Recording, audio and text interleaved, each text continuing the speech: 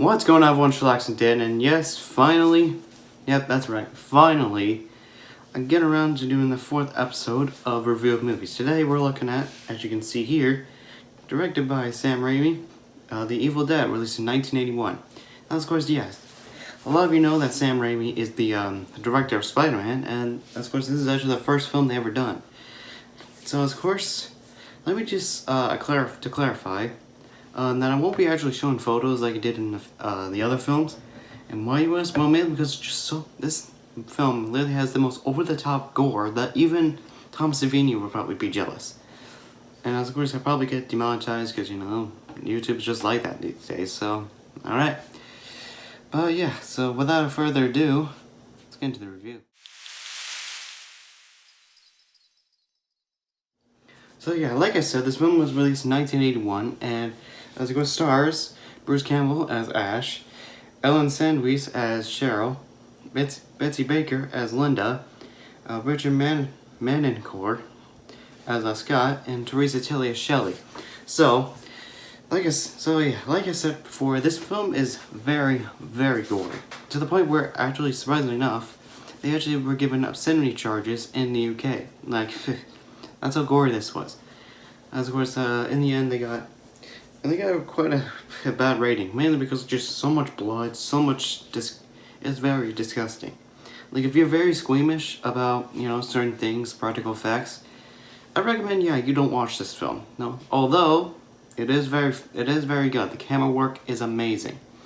Although, there were quite a few issues because it was in the cabin that they were at. There was no plumbing, nothing. There was no plumbing, no air conditioning. They were cold. They were frequently injured. It was pretty rough, but in the end, it came out as a wonderful film. Now, of course, the budget of this film is, get this, $350,000. That's right.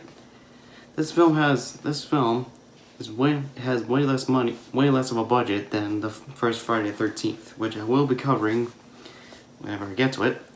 But yeah, so let me just say, this film, let me tell you, for only a budget that much, there's a lot to consider. And yes, like I said, I did actually watch this film, alright? Don't, a lot of you think that I'm just blindly just saying things. Like with the first two, The Thing and the prequel and Dante's Peak. I've watched those films before.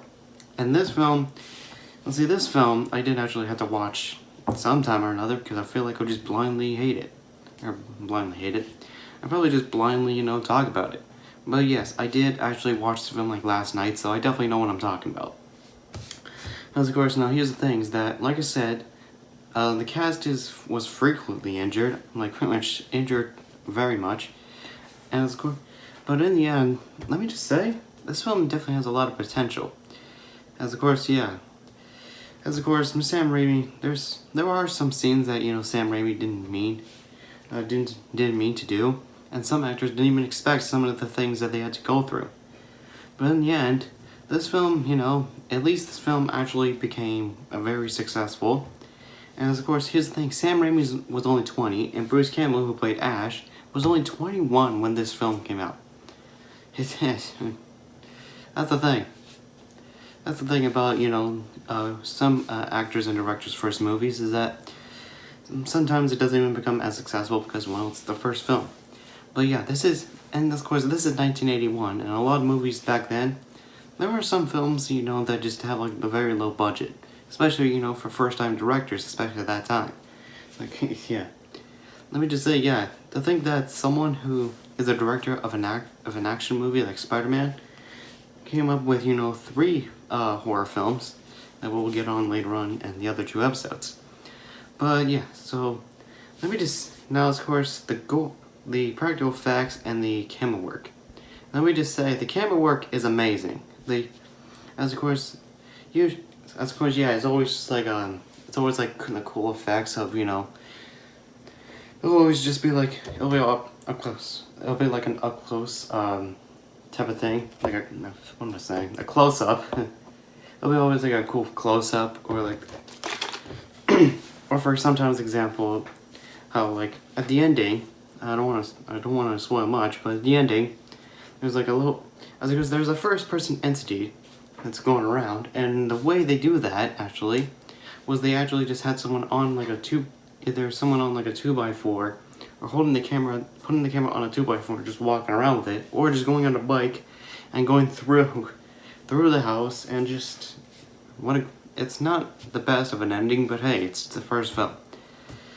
Yeah, it's the first film that they ever thought of, and hey, I ain't gonna complain. It's a great film. So, anyways, from that, let's get into the final review.